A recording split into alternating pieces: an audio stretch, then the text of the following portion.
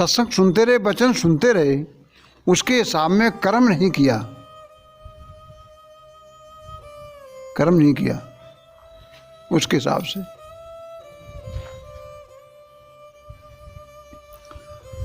तो जो वो खाड़ है, भक्ति रूपी की जो खाड़ है, भक्ति करने वाले की जो मेवा मिलती है, वो मेवा नहीं मिलेगी उसे, वो मेवा। क्यों, आप जानते होंगे कि बतासे खाड़ के बनते हैं या बतासे बातों के बनते हैं? खाड़ के बतासे बनते हैं। तो खाड़ के बतासे वो हैं कि जो बातें सुनने के बाद, वचन सुनने के बाद में आप उसको करेंगे, आप उसको करेंगे।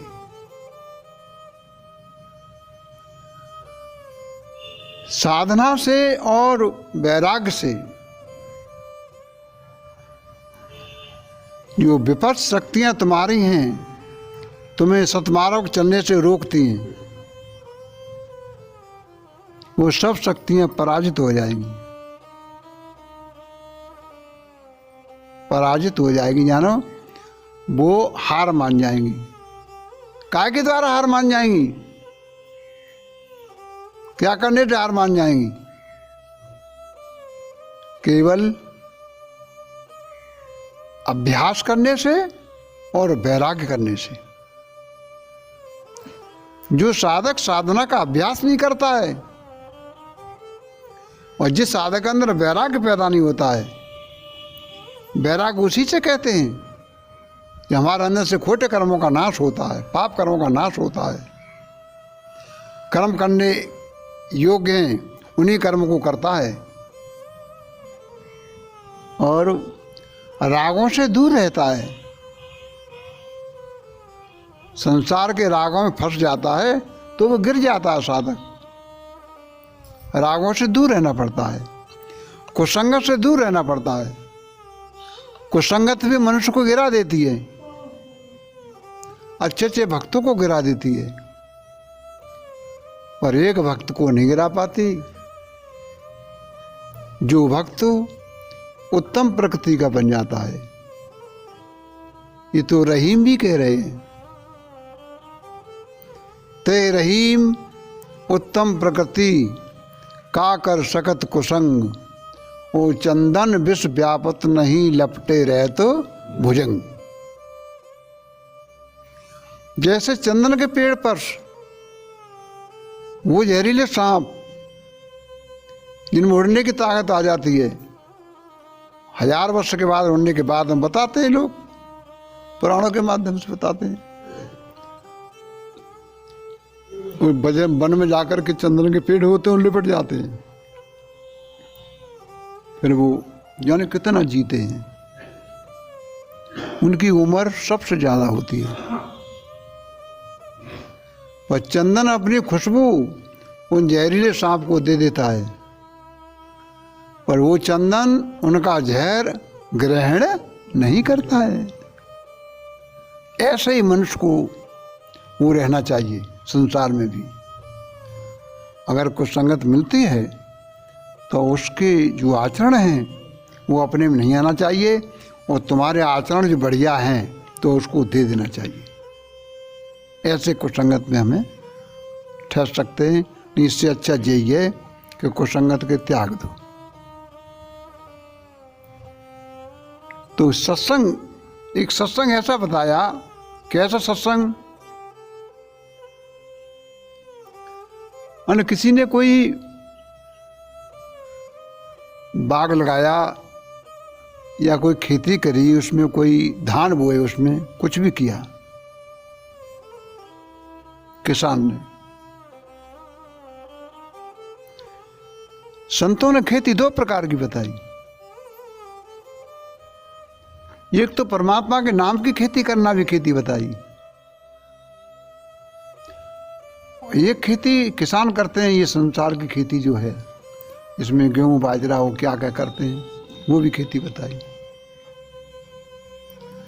तो ये खेती हो रही है, किसान कर रहा है, इसमें सबसे ज़्यादा ज़रूरत किसकी होती है? केवल पहले पानी की ज़रूरत होती है।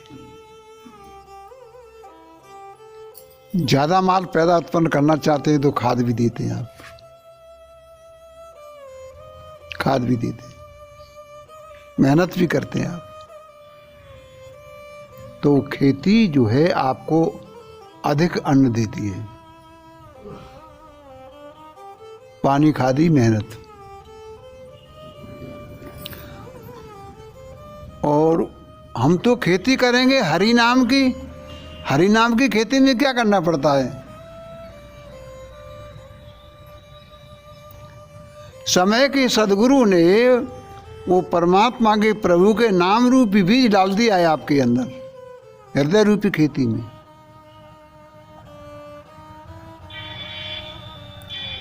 पर जिसकी जैसी खेती है उसी हिसाब से अन्न भी ज़्यादा पैदा होता है। दूसरी खेती में कम होता है, वो अच्छी खेती में ज़्यादा होता है। पर प्रयास करने के बाद में दूसरी खेती भी अच्छी खेती हो जाती है, वहाँ में ज़्यादा कुछ होने लगता है प्रयास करने वाले में। ऐसे ही उस खेती के बारे में चर्चा चल रही है जो संतों ने बताई। परमात्मा के नाम रूपी खेती, हम तो खेती करेंगे हर नाम की, हम तो खेती करेंगे हर नाम की।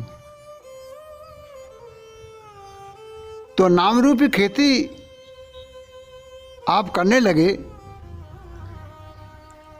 गुरु महाराज जी ने बीज दे दिया नाम का, हृदय में डाल दिया। और उस खेती में हम पानी क्या देंगे? क्या देंगे? सत्संग, सत्संग रूपी पानी। उससे तुम्हारी ईश्वर के नाम रूपी खेती हरी भरी होगी। जैसे आज देख रहे हैं आप, हरा ही हरा दिखाई दे रहा है। ऐसे ही अंदर आप उस खेती को करोगे, परमात्मा के नाम रूप खेती को, तो आपके अंदर सब सूखा सूखा खत्म हो जाएगा, सब हरा हरा हो जाएगा, हरा हरा हो जाएगा। उस खेती को करें। खाद क्या है इसकी? खाद है कि जहां खेती की जा रही है, खेती किसने तुम्हें दी है? ये खेती तो सदगुरु ने दी।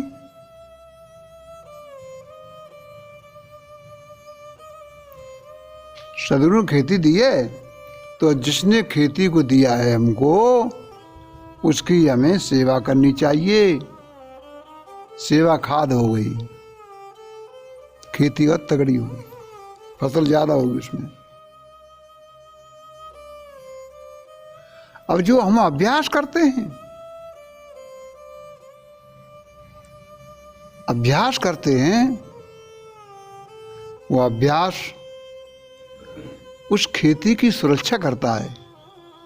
ये शरीर रूपी जो खेती इसके अंदर कराई जा रही है, वो अभ्यास जो है उस खेती की सुरक्षा करता है, यानी मौत से बचाता है। अकाल मौत हरणम सतनाम सुमरणम, गुरबाणी में आया है। वो अकाल मौत का उसका हरण हो जाएगा, अकाल मौत से नहीं मरेगा, मौत से मरेगा जो सतनाम का स्मरण करेगा, जो प्रभु के नाम का स्मरण करेगा, जो गुरु जी नाम दिया उसका स्मरण करेगा। पर क्यों नहीं करता है भक्त? क्यों नहीं करते हैं? कारण क्या है? ये कोई एक ही कारण है केवल। हजार चीजों को तुम्हें अलग नहीं भगानी है, एक चीज को पकड़नी है, अविश्वास को खत्म करना है और गुरु की वाणी में विश्वास करना है। विश्वास मायकम सो फलदायकम। एक साधन करता हुआ व्यक्ति विश्वास नहीं रखता है, उसकी मेहनत और उसकी सेवा वो व्यर्थ जा रही है। व्यर्थ व्यर्थ जा रही है, विश्वास के बिना और वो किए बिना। तो विश्वास की ज़्यादा जरूरत है। बगैर विश्वास की तो भक्ति दृढ़ हो ही नहीं सकती है। भक्ति से वो कभी भी गिर सकता है, कभी भी गिर सकता है। जिनको ज्ञान में विश्वास है, साधना में विश्वास है, और जिनको गुरु में विश्वास है, उस भक्त की भक्ति तो ऐसी है जैसे पहाड़ टिका हुआ है। हिमालय पहाड़, बड़े बड़े तूफान आ जाते हैं, पर तुमने कभी सुना कि वो पहाड़ गिर गया? वो नहीं गिरता है। अड़ियल पहाड़ है, वो अड़ गया, वो नहीं गिरेगा। बाकी जो टूट टाट कर देते हैं जो और पहाड़ हैं सो, वो पहाड़ क्यों नहीं गिरता है?